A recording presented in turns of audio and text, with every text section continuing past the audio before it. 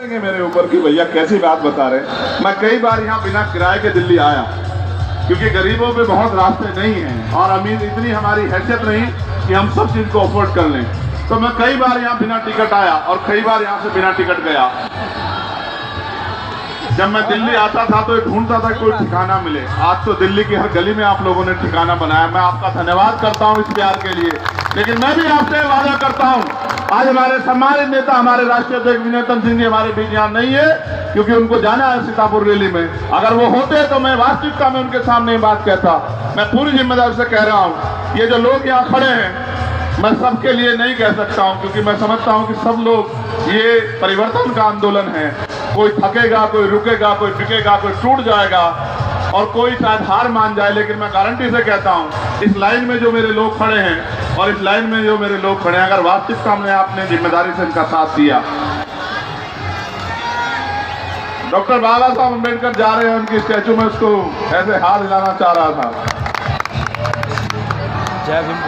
मैं बस आपसे कहना चाहता हूं कि अगर वास्तविकता आपने इस कतार वालों का साथ दिया तो आपका आने वाला भविष्य, आपके आने वाली नस्लों के लिए बहुत अच्छा होने जा रहा है। क्योंकि हमने फैसला कर लिया है कि ना हम व्यवस्था सहेंगे। मैं जब वाणियों को पढ़ता हूँ, सदगुरु रविदास जी महाराज ने कहा है, और मैं आपको ये बात इसलिए कह रहा हूँ मेरे नौजवान साथियों, हमारे नेताओं, याद रखना। सदगुरु रविदास जी महाराज से जब किसी ने पूछा, आज नहीं होता, उनकी संख्या भले कितनी है, उनको जुर्म जात की सहनी पड़ती है। मेरे लोगों, इस बात को आपको भी कह रहा हूँ, याद रखना। सदगुरु जी महाराज ने कहा कि सुख शांति का जीवन जीने के दो रास्ते हैं। पहला कि अपना राज होना चाहिए, स्वराज।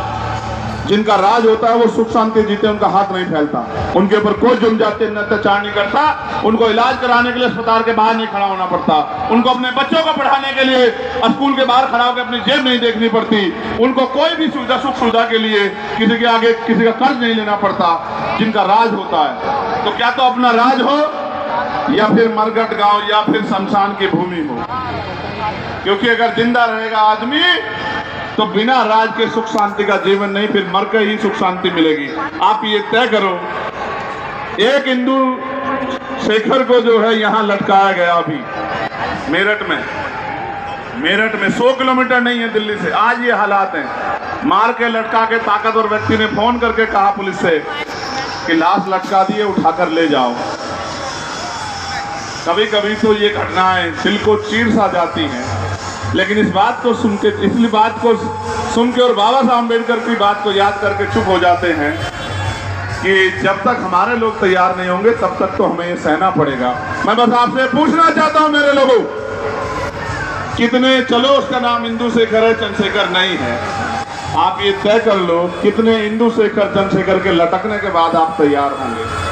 आपने सबको मौका दिया, फिर भी आप लटक रहे हो, फिर भी आप अधिकारहीन हो, फिर भी आपके आंखें इंतजार में हैं। कब जागोगे?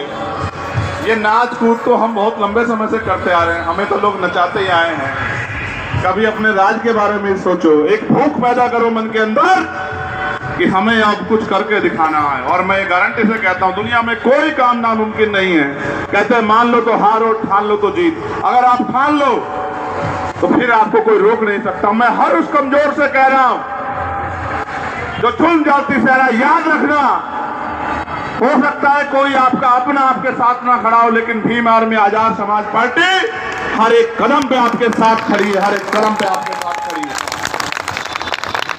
इसलिए क्योंकि आज महापुरुषों का दिन है, गुरुओं का दिन है, तो गुरुओं की वाणियों में भी चलो, गुरुओं की बातों को मानो। मैं अपने समाज के पहरेदारों से कहना चाहूंगा, अपने समाज के योद्धाओं से कहना चाहूंगा, जब हम में शक्ति है तो हम दूसरों के भरोसे क्यों रहें। आज तो हम पे